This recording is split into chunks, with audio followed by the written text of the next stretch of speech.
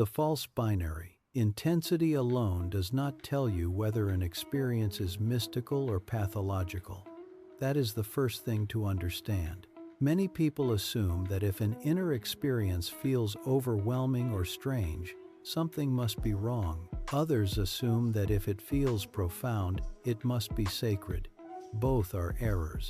The actual question is not how powerful an experience feels, it is what that experience does to a life over time. This video will not diagnose anything. What it will offer is a discernment framework drawn from contemplative traditions and general observation, a way of reading experience through its effects, not its intensity. The integration criterion, what traditions actually look for, consider two hypothetical experiences. In the first, a person passes through an episode of intense inner dissolution, a feeling of boundary loss, profound silence, or overwhelming light.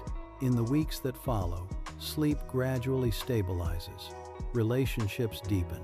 The person returns to daily responsibilities, perhaps with renewed attention. Confusion softens into quiet clarity, and they hold their interpretation loosely, open to questioning. In the second hypothetical, a similar intensity of experience occurs. But sleep does not return to baseline.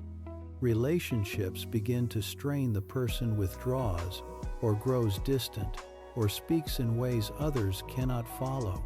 Daily responsibilities are abandoned, not temporarily, but progressively. Confusion does not resolve, it amplifies. The person becomes more certain, not more humble. The difference between these two patterns is not the intensity of the original experience, it is the direction of integration over time. This is what traditions have observed across centuries. Not the vividness of vision, not the heat, or the silence, or the dissolution. What they track is simpler. What happens afterward to the ordinary life of the person. There are 4 markers worth observing. The first is sleep. Genuine integration tends to return sleep to a functional baseline over time. Disruption is not the steady state, it is a temporary phase that passes. The second marker is the quality of relationships. Mystical experience, when it integrates, tends to increase the capacity to listen, to remain present, to sustain empathy. What does not integrate tends to pull the person away into isolation, or into a kind of grandiosity that makes real contact difficult. The third marker is daily responsibility, the capacity to work, to maintain obligations, to function within shared life. This is not in conflict with genuine contemplative development. It is, in many traditions, the measure of it.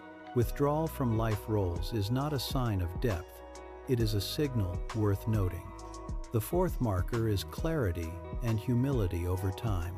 Authentic mystical experience tends to reduce certainty about one's own interpretation, not increase it. The person becomes less insistent, not more. They hold the experience with care rather than urgency.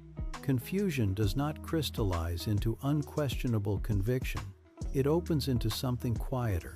Yogi science and the Western contemplative traditions converge on this point. What is genuine tends to simplify. What is unintegrated tends to complicate. There is a clean principle here worth holding.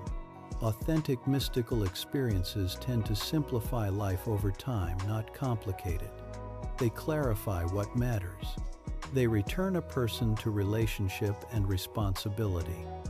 They decrease defensiveness. They increase the capacity for ordinary human connection. Fragmentation moves in the opposite direction. It isolates. It amplifies distress without resolving it.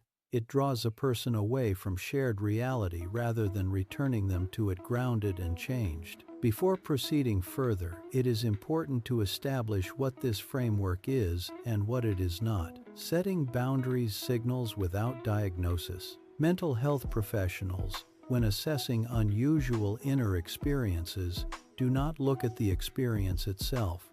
They look at what surrounds it: loss of basic functioning, persistent distress that does not resolve over time, a progressive disconnection from shared reality. These are the patterns that warrant attention, not the strangeness of an experience in isolation, and not its emotional intensity. It is worth stating plainly, none of these signals, on their own, means something is wrong. Patterns, over time, are what matter. A single disrupted week of sleep following an intense experience is not the same as 3 months of deteriorating function. One conversation that others cannot follow is not the same as a sustained inability to maintain shared communication. The signals become meaningful when they persist, when they compound, when the direction of a life is consistently moving away from function rather than returning to it. Teresa of Avila is worth examining here. She described visions of extraordinary intensity, ecstasies, interior voices, states of suspension she could not control. By any superficial measure, the experiences were unusual. Yet Teresa herself insisted that the measure of authenticity was not the vividness of the vision. It was what came after: humility, service. Daily responsibility continued and even expanded. She founded institutions. She managed correspondence, negotiations, and the practical affairs of reform. She wrote coherent theological works that remain studied today. The intensity of her inner life and the groundedness of her outer life were not in contradiction. One expressed itself through the other. This is what integration looks like in historical practice. Not an absence of intensity, but an intensity that returns the person to life rather than removing them from it. Kabbalistic traditions apply a comparable caution from a different direction. The warnings found in Kabbalistic texts are consistent.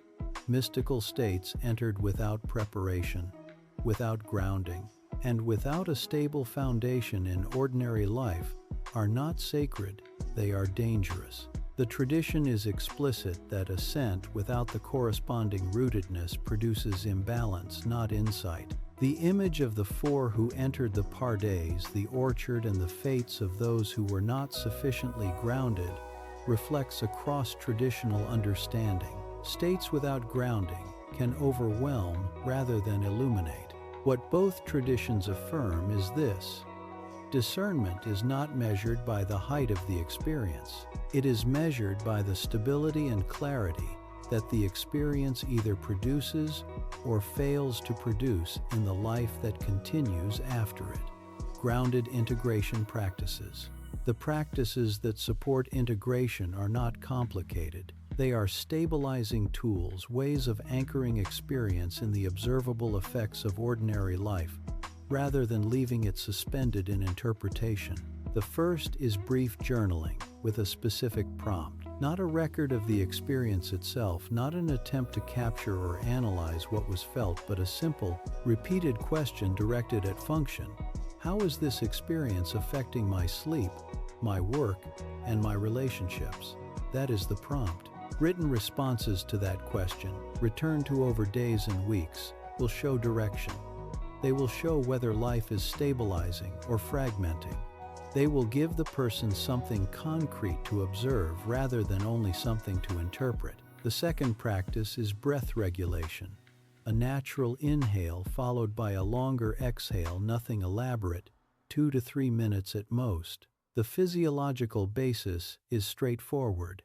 A longer exhale activates the parasympathetic nervous system, which reduces the arousal state that intense experience can leave behind. This is not a spiritual practice in itself. It is a stabilizing tool. It returns the body to a functional baseline, which is precisely the condition that makes integration possible. The third practice is a reality check conversation. This means sharing the experience with a trusted, grounded person, not someone who will validate everything, and not someone who will dismiss everything, but someone capable of listening without either inflating or deflating what is shared. The emphasis here is on listening, not on interpretation. The person hearing the account does not need to explain it. They need only to remain present, grounded, and honest. That contact with shared human reality is itself integrating. It returns the experience from the interior world into a relational one. These three practices share a common logic. They anchor experience in observable life rather than leaving it in the domain of pure interpretation. And that anchoring is what the traditions consistently describe as the precondition for genuine integration. There is one further point that must be stated without ambiguity. If an experience begins to interfere with sleep, work, or relationships, or if it feels persistently distressing rather than clarifying, seeking professional support is a form of care, not a failure of spirituality. The two are not opposites.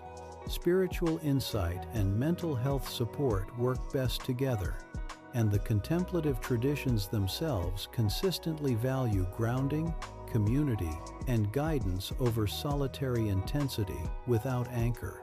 In conclusion, integration as the measure. Mystical experiences deepen life through integration. When experience fragments life instead, grounding and support come first. Use these criteria as a lens for interpretation, not as a tool for self-diagnosis. Traditions across cultures converge on one principle. Authentic spiritual experience increases clarity, humility, and connection to ordinary life. If this framework is useful to you, subscribe for more explorations of contemplative traditions and the practical wisdom they carry. Until next time, keep breathing.